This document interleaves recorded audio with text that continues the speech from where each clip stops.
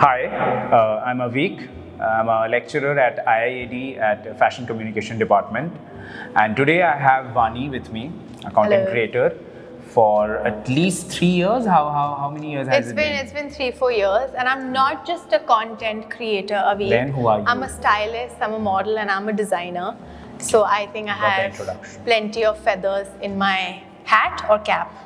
Whatever you like, hat, cap, hat, that's up to whatever. you. So Vani, I want to ask you as the first question that Right. How important do you think content creation is right now at this point? It is very important because at this point it's that one medium where all the millennials and all the Gen Zs sort of express themselves the most. And I feel everybody is on the internet, everything is on the internet. So I think it's pretty crucial for people who are willing to sort of make what do you call it? A digital Make footprint? a digital footprint, and if they are digital creators or any creators from any field, I think Instagram and social media for that matter is a great platform to showcase your work and make money from it and reach the right audience and in general be exposed to good things in work life. Do you believe in trend? Do you follow them? I honestly am not a trend follower. It's something that sort of never sort of struck to me that I have to be a part of it, because I've been like a very individualistic personality from the beginning. I had certain taste and likings in terms of the clothes I wear, the kind of shoes I wear and all of that. So whatever came to me naturally, whatever rose my boat, I go with that, but I don't follow the trends, no. I would have to ask you this question because since you're planning to start your own brand, Yes. I'm sure you have done your necessary research about it. What do you think the difference between a brand, a generic brand and an influencer-led brand? Like now we see, because digital platform always give you a platform before even start your brand. For an influencer, for me at least, that's what my belief is, that you already have a platform. But for a brand who doesn't already have a digital footprint, so what is the difference? Because I think you have walked both the paths. Yeah. So what do you I think it's very easy to be a brand at this point because every other day somebody's coming up with a new brand, right? But the only difference is who makes the impact. Everybody might be selling great, everybody might be making profits, but on a personal level, I believe in creating a community. I just don't want people to wear my clothes. I'm not Amazon, I'm not Flipkart.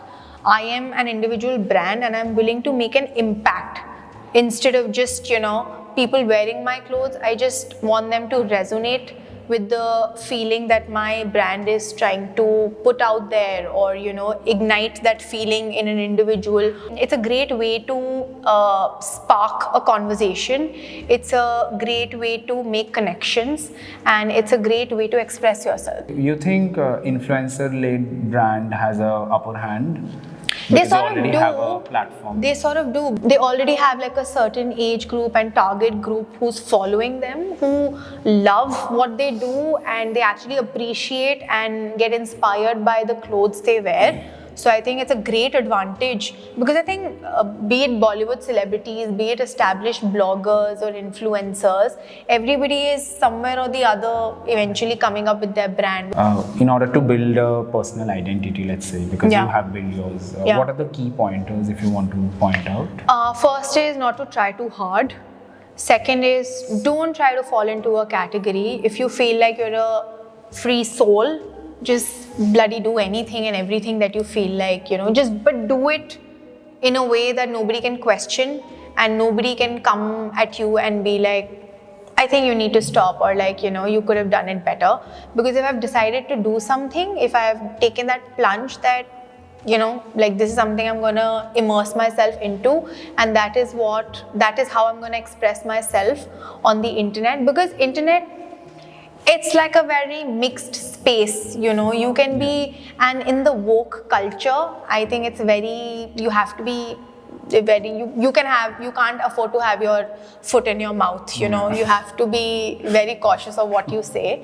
So yeah, I think it's just be yourself, be honest, And it's important to create that balance a week, because if I'm doing commercial work, which I obviously need to do to make money and like good amount of money, but on the other side I want to satisfy my creative soul, and so for that I'll probably do like a personal project, or I'll probably work with a brand which is not paying me that well, but I'm gaining the experience and that satisfaction that I crave. So I think that balance is also very important. To end our conversation with, I would really like to ask you, how was your session with IIED Fashion Communication Batch? It was quite amazing. What advice would you like to give them? I mean, they don't need any advice. I think I gave the advice in the session. But all in all, it was great. It was my first time doing something like this. So I was obviously like under a lot of pressure from myself only, not anybody else. But it was great. It was interactive. People, like the students, were curious and they were very respectful. They were patient. They heard me and they contributed to what I was also trying to say. So all in all, it was a great session. Like I learned a lot. I hope they learned something from me. What is the one advice you would want to give to the students that you just interacted with? I know you said it, but if you want to say it. I just want to say that hustle, and if need be a part of the rat race, but just know when to quit and when to sort of, carve your own path. Because in the end, I think that's what matters if you want to make a mark. And don't be too hard on yourself, because it's all going to work out in the end, as they say.